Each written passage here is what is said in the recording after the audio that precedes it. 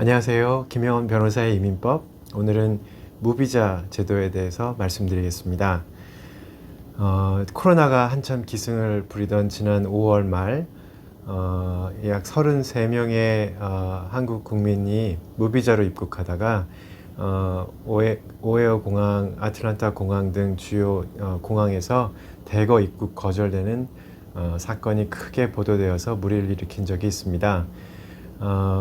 이 33명은 모두 SK 이노베이션이라는 한국의 대기업이 조지아주의 배터리 공장을 짓고 있는 그 공사 현장에 투입되기 위해서 무비자 제도를 이용해서 입국하다가 불법 고용을 예상된다는 이유로 해서 이민국의 큰 단속을 받고 입국이 거절된 사건이었습니다.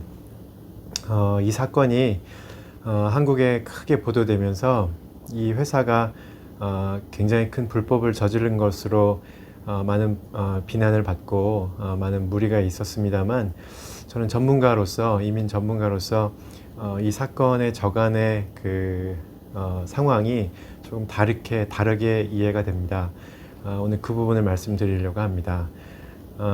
원래 이런 한국 회사의 대규모 미국 투자는 지난 한 2000년 이후로 상당히 많이 있었습니다. 특별히 현대자동차와 기아자동차가 조지아주와 알라바마주에 공장을 만들고 또 많은 1차, 2차, 3차 협력 업체들이 미국으로 따라오면서 굉장히 많은 공장 건설과 또 직원들 파견이 있었습니다. 사실 이 직원들을 어떻게 미국으로 파견해야 되는지를 비자를 고려해 보면 조금 만만치 않은 문제가 있습니다. 왜냐하면 원래 공장을 설립함에 있어서 단순 노동자들은 미국에서 당연히 고용할 수 있겠지만 이 특수한 설비 시설인 이런 그 공장을 설립하고 또 초기 단계에 구동하기 위해서는 본사에 상당히 전문적인 인력이 수개월에서 뭐 1년까지도 미국에 조금 나와야 되는데, 이들에게 무슨 비자로 미국을 보낼 수 있을지를 사실 변호사로서, 전문가로서 고려해 보면 그렇게 간단치가 않습니다. 우리가 흔히 말해서 취업 비자 H-1B라고 말하는데, H-1B는 원래 4년제 대학을 나와야 하고, 그리고 최근에 점점 더 까다로워지고 있지만 일단 1년에 6만 5천 명의 쿼터가 있어서 정해진 시기가 정해져 있고, 그래서 거의 이 비자를 써서 한국에 있는 직원을 보내는 것은 불가능합니다.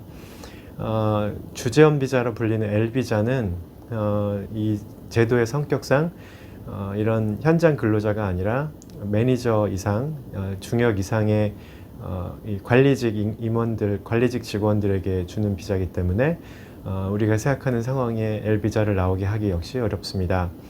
많은 회사들이 E2라고 하는, 그러니까 투자를 한국 회사가 있기 때문에 그 투자 회사의 이런 그 직원으로서 비자를 어떻게든지 만들어서 미국으로 많이 파견을 해 왔었습니다. 근데 사실 아주 일시적인 일을 위해서 2년 이상씩 5년씩 비자를 받도록 하는 것도 쉽지가 않고, 또 어떤 경우는 말 그대로 회사의 규모나 여러 가지 봤을 때 E2 비자를 받기가 어렵기 때문에, 실제로 현실에 있어서는 2008년 전에는 무비자 제도가 있기 전에는 B1, B2 비자로, 최근에는 이스타라고 하는 무비자 제도를 활용하여서 이렇게 한두 번 왔다 갔다 하면서 이 미국 지사를 위해서 일을 하고, 그 기간 동안의 보수는 다 한국 본사에서 발생하는 것으로 해서 이 제도를 많이 그런 식으로 직원들을 파견하여 왔습니다. 실제로 이민국도 약간의 여기 현장에서의 본격적인 근무 업무를 알고 있음에도 불구하고 한국 회사들이 지역사회에 굉장히 거대한 투자를 해서 많은 이제 기여를 하는 점을 감안해서 단속을 하지 않았다고 그렇게 볼 수도 있는 것이죠. 이 이스타 제도, 우리가 비자 웨이버라고 하는 이 무비자 제도는 현재 미국의 우방 국가 39개 국가에게 허락된 비자 면제 제도입니다.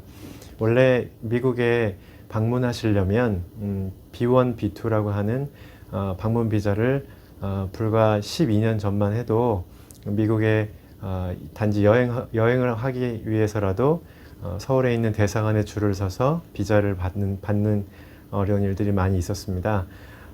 이 비자 웨이버 프로그램에 한국이 2008년에 가입한 이후로 이제 미국에 들어오시는 건 굉장히 간편해졌지만 이 비자 웨이버 프로그램에는 중요한 단점이 있는데요. 첫 번째는 기간이 90일이 맥스이고요. 그리고 그 90일이 지난 다음에는 미국에서 반드시 떠나야 합니다. 미국에 남아서 영주권을 신청하거나 신분을 변경할 방법은 없어서 단기 방문만 이제 허락되는 것이죠. 이번 사건에서 그 공항에 단속된 우리 한국 직원들이 얘기했던 이제 디펜스의 논리는 우리가 들어가지만 우리가 일하는 거에 보수는 한국 회사에서 받기 때문에 이것은 미국에서 금지하는 방문 비자 목적에 어긋나는 것이 아니라고 아마 변호사를 통해서 주장을 했을 텐데요. 이 사건의 경우 너무 산발적이 아니라 좀 동시에 굉장히 많은 인원이 이 회사의 조지아주에 있는 배터리 공장 건설을 위해서 투입되었기 때문에 이민국에서 굉장히 불편해하고 있었고 또 특별히 그 시기가 이민국 입장에서는 코로나의 한참 와중이었기 때문에 이 실업이 굉장히 높아지는 상황에서 한국 외국인이 들어와서 미국의 일자리를 빼앗긴다는 그런 좋은 논리가 있었기 때문에 이러한 우방국인 한국의 이런 대규모 단속은 흔한 일은 아닌데 이례적으로 발생했습니다. 당시 이민국이 굉장히 크게 보도 자료를 내면서 미국 안에서도 조금 뉴스가 됐었는데요. 사실 생각해보면 이민국이 그 당시에 뭐라고 하면서 거절을 했냐면 이런 경우에는 서울에서 다른 워킹 비자를 받아서 들어와야지 무비자로는 들어올 수 없다고 얘기하였는데 사실 그 자체는 그 시기를 생각하면 난센스입니다. 왜냐하면 3월부터 지난 현재까지도 서울에 있는 대사관에서 비자 인터뷰를 할 수가 없기 때문에 사실 한국 회사 입장에서는 미국의 직원들을 보낼 수 있는 유일한 방법이었다고 볼 수 있는 것이죠. 어쨌든 이러한 이스타 제도는 굉장히 인터뷰 없이 그 전자여행 허가를 통해서 출국하기 전에 허락을 받으면 미국에 비자 인터뷰 없이 쉽게 들어올 수 있지만 이러한 그 방문 비자로서의 성격을 가지고 있기 때문에 미국에서 이렇게 풀타임으로 공부를 하거나 이렇게 풀타임으로 일을 하는 경우에는 이민법을 위반하는 것이 됩니다. 아무쪼록 이 미국에서 이런 코로나 상황이 빨리 좋아지고 사실 한국 회사가 미국 정부를 위해서 미국의 비즈니스를 기여하는 측면에서 공장까지 크게 세우고 있는데 한국 비즈니스가 더 잘 자리 잡고 모두에게 좋은 결과가 있었으면 좋겠습니다.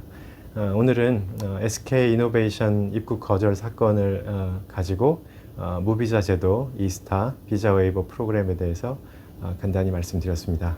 감사합니다.